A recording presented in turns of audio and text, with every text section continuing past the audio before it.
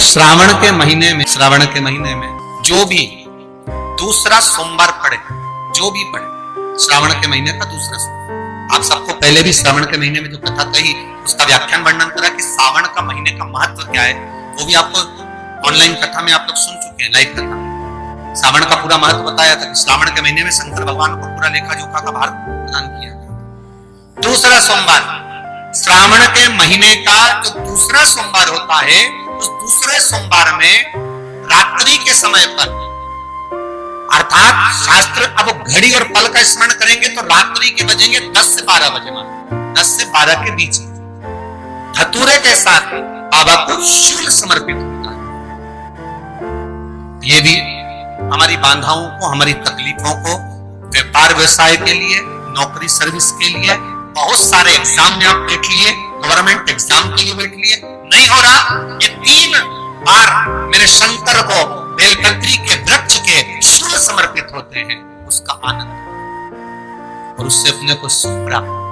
पार्वती प्रसन्न हो जाती है, बाबा भोलेनाथ के चरणों में कहती है, बाबा आपने कहा कि मेरे भीतर जिस समय आपने तप करा तो आपसे रुद्राक्ष का पौधा उत्पन्न हुआ, और मेरे तप करने से ये बेलपत्री का जो पौधा उत्पन्न हुआ, इसके शूल का सुख पाया, इसके शूल का सुख मुझे प्राप्त हुआ, आनंद मुझे प्राप्त हुआ है। महाराज बेलपत्री का पत्ता, बेलपत्री का कांटा, अब माता पार्वती दूसरा संवाद कह रही है बाबा भोलेनाथ जी से, बाबा मेरे द्वारा निर्मित इस बेलपत्र के वृक्ष में जो फल लगता है, वो फल की महत्वता श्रावण के महीने में किसी भी एक सोमवार को अगर व्यापार नहीं चल रहा है, नौकरी नहीं मिल रही है, तो कोई तकलीफ आ रही है, तो कोई कष्ट आ रहा है, कोई रोग बढ़ रहा है, डॉक्टर से ऐसा लग रहा है कि ये बड़ी बीमारी बताने वाला है, शरीर में कोई गांठ पड़ गई है और वो जांच के लिए गई है, तो बिल्कुल श्रावण के महीने में किसी भी एक सोमवार को गंगा जल लेकर जाइए शिव मंदिर में, शंकर जी के मंदिर में थोड़ा सा गंगा जल नंदी को समर्पित कर कर, थोड़ा अशोक सुंदरी को समर्पित कर कर, थोड़ा गणेश और कार्तिकेय को समर्पित कर कर, थोड़ा सा गंगा जल जया विषहारा शामरीबारी दौतली और देव को समर्पित कर कर, थोड़ा सा गंगा जल शिवलिंग पर समर्पित कर दो और उस गंगा जल को वापिस झेल कर लेकर आओ। 3 दिन तक लगातार उस गंगा जल को पीना प्रारंभ करो, उसके बाद जांच के लिए आप कहीं पर भी जाइए, बाबा कृपा जरूर करेगा, ये निश्चित। ये शिवलिंग जलाधारी यहां से जल अशोक सुंदरी के पास में से नीचे की ओर गिर रहा, ठीक है। बेलपत्र नहीं है आपके पास चढ़ाने के लिए, मत चढ़ाओ। जल नहीं है चढ़ाने के लिए, मत चढ़ाओ। अक्षत नहीं है चढ़ाने के लिए, मत चढ़ाओ। पुष्प नहीं है शिव जी को चढ़ाने के लिए, मत चढ़ाओ। शमी पत्र नहीं है, मत चढ़ाओ। पर किसी शिवालय में, किसी शंकर के मंदिर में अगर तुम गए हो, तुम्हारे पास में कुछ भी नहीं है, जो भी भगवान का दर्शन तुमने किया है, तो यहां से जो पानी नीचे गिरता है, उस गिरने वाले स्थान पर मात्र अपने हाथ का 3 बार स्पर्श कर कर बाबा से दिल की बात कहकर आ जाओ, तो मन की मुराद बाबा पूर्ण कर देता है। वो सहज प्रसंग है। पहला दिन एक बेलपत्र शिव को अपनी मनोकामना कर कर रोग धोग बीमारी तकलीफ कष्ट दूर करने के लिए शंकर के शिवलिंग पर अगर बन सके तो मंदिर में, आप लोग तो यहाँ हैं तो देवाधिदेव महादेव कंकर शंकर को चढ़ाओ, और अगर बेलपत्र नहीं हो तो बेलपत्र जो चढ़ी हुई हो उसी को धोकर वापिस चढ़ाओ। वापिस और सावन का महीना है, दिल से बाबा को ले जाए।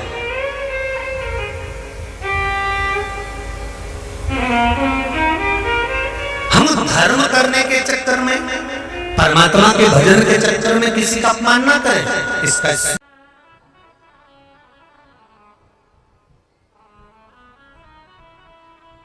जब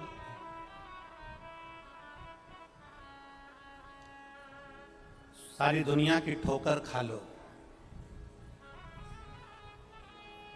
सारी दुनिया के हाथ जोड़ लो, सारी दुनिया से निवेदन कर लो, और उसके बाद भी तुम्हारी दुख की घड़ी समाप्त नहीं हो, तब प्रयास करना तुम्हारे घर में कोई गमला हो,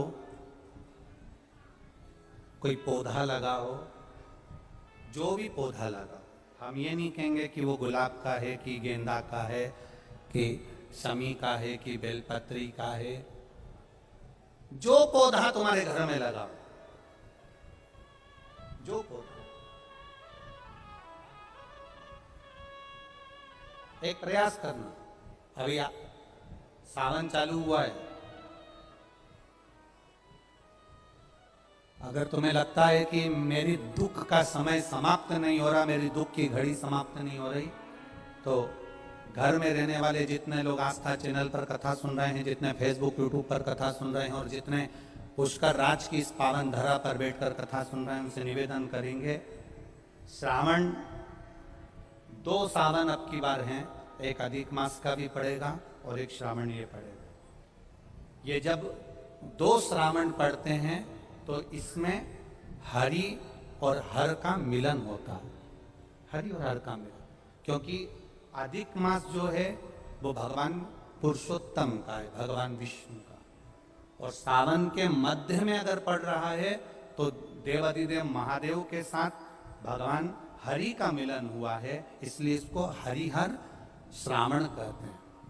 ये 2 महीने के श्रावण में अगर मान लो एक दिन आपका निकल भी गया, 2 दिन आपके छूट भी गए, कोई दिक्कत की बात नहीं है।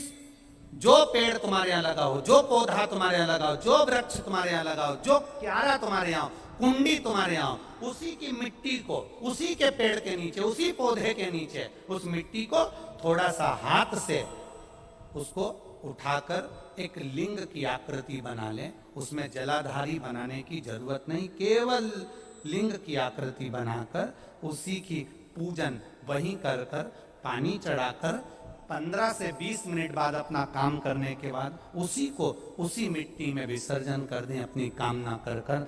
देवाधिदेव महादेव 2 महीने के बाद क्या देगा ये वही जान सकता है। वो क्या प्रदान करेगा ये उसके ऊपर।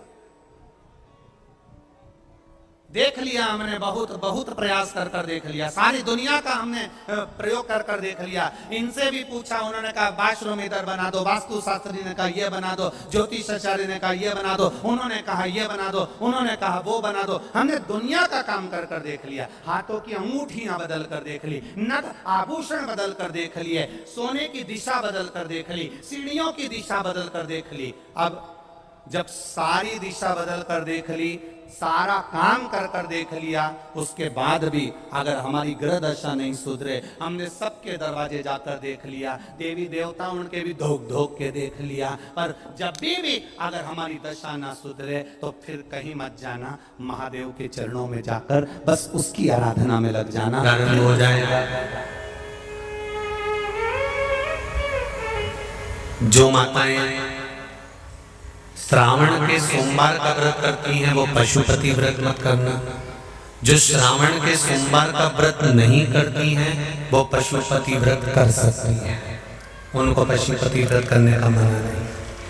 पर यदि श्रावण का व्रत आप पहले से करते आ रहे हो, श्रावण महीने का व्रत करते आ रहे हो, या श्रावण के महीने में तुम सोमवार करते आ रहे हो, तो फिर पशुपति व्रत ना करते हुए इसको 1 महीना, भले 2 हुए हो, 3 हुए हो, 4 हुए हो, रोक दो। फिर अगला जब श्रावण पूर्ण हो जाए फिर जो सोमवार आए फिर चालू कर दो। पर अगर श्रावण का व्रत करते हो तो, और अगर श्रावण का व्रत नहीं करते हो तो पशुपति व्रत चालू है, मना नहीं। श्रावण के महीने में जल चढ़ाने के पात्र 2 कर लो। कितने पात्र कर लो? जम के बोलो, 2 पात्र कर लो, भले 2 हाथ में लेकर मत जाओ, एक के ऊपर एक कलश लेकर जाओ। उसका कारण क्या है? शंकर भगवान ने मां पार्वती के सम्मुख में गंगा का आवाहन करा था। तो गंगा जी ने आकर पूछा था, स्वामी जब पार्वती आपके नजदीक में विराजमान है तो मुझे बुलाने का कारण क्या था? भगवान शंकर कहते हैं श्रावण का महीना प्रारंभ हो रहा है, जब मेरे ऊपर सृष्टि का भार आएगा तो मुझे गंगा और पार्वती दोनों की जरूरत पड़ेगी। जब घर में विवाह आता है, शादी आती है, कोई फंक्शन आता है, कोई मेहमान आते हैं तो थोड़ी ड्यूटी बढ़ जाती है। रोज 8 बजे उठते हो पर शादी रहती है तो कितनी बजे उठना पड़ता है? सुबह 6 बजे 7 बजे। यहाँ पर भी आप रोज अपने घर पर उठते होगे 8 बजे तक 7 बजे तक, पर यहाँ तो तुम जब सो रहे होगे तो सवेरे कब हो जाती है और रात कब हो जाती है तुम्हें नहीं मालूम पड़ता होगा कि कब रात होगी कब सुबह होगी। लोग ढोलक पीते पीते पीते पीते 11, 12, 1 और तुम्हारी लग गई झपकी और बज गई 3:30, सब लग गए लाइन में नहाने और तुम भी भगी जल्दी से नहाने। अब नहाने में कहा जाए तो माता इतनी चतुर, उन्हें का बरसती हो रही है जल की। भगवान भी सोच समझ के पानी गिराता था, 3 बजे से गिराना चालू करता था 6 बजे तक। उस बीच में भगवान को भी मालूम है मिश्रा जी कहाँ से नल लाएगा, इसलिए उन्होंने चारों तरफ से पानी गिराया। बोलो सही है कि गलत है?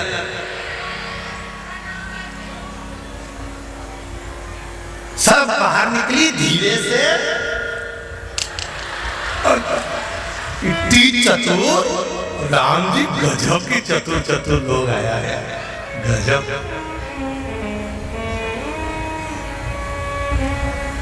पर एक बात कहूंगा, दिल लेकर आए हो, मेरा महादेव भी तुमको दिल से लुटाएगा। दिल लेकर आए हो।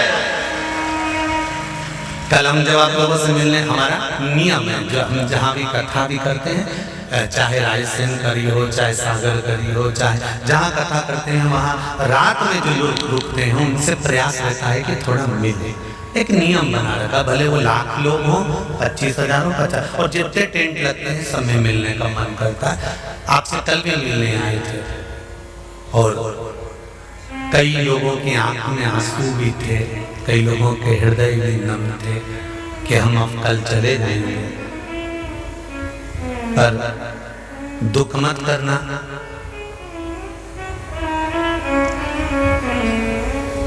दूसरा कोई स्थान हो वहां से जाओ तो वापिस आने की गारंटी है कि नहीं है, पर यहाँ तो सील और थप्पे लगाकर भेजता है कि वापिस बुला लाएगा। तो फिर क्या दिक्कत? उसकी आराधना मात्र करिए।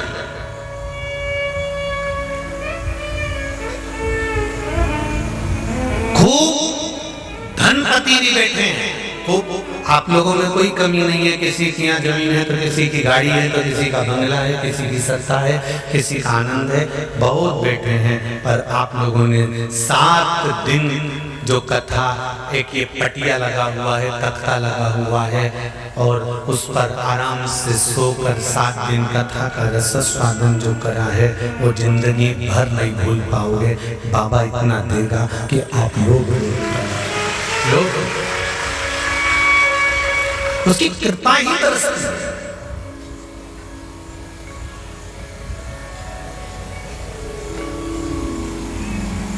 उसकी कृपा बिना कुछ नहीं। तेरी कृपा बिना न हिले एक भी अणु, लेते श्वास तेरी कृपा से तनो तनो। बाबा की कृपा होती है तो आना होता है।